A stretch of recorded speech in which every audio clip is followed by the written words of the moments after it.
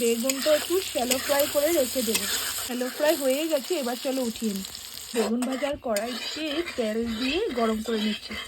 পাঁচফোড়ন সম্বাদ দিয়ে পেঁয়াজ আর টমেটোটা আর কাঁচামরিচ দিয়ে দিলাম। একটু করে নুন দিয়ে ভালোভাবে নাড়াচাড়া করে নেব।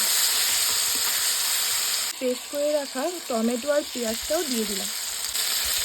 তাই এবার ভালো করে নেড়ে চেড়ে নেব। মশলাপাতিগুলো দিয়ে এবার নেড়ে চেড়ে নেব।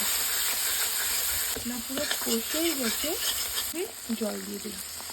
এবারে ভালোভাবে নেড়ে চেড়ে নেব। জলটা এভাবে পুরো ফুটে আসলে ফ্রাই করে রাখা বেগুনটা দিয়ে দিলাম। একটু নাড়াচাড়া করে দেব। থেকে ফ্রাই করে রাখা মাছটাও দিয়ে দিলাম। এবার ভালোভাবে নেড়ে চেড়ে নেব। পুরো কমপ্লিট।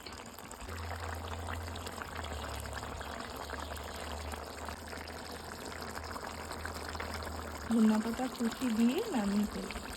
রান্না পুরো কমপ্লিট।